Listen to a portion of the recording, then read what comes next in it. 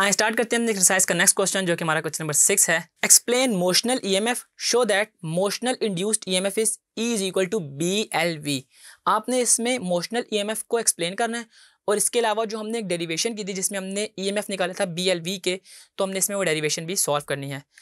आपने सबसे पहले इमोशनल ईएमएफ को डिफाइन करना है। The EMF induced by the motion of a conductor across the magnetic field is called motional EMF.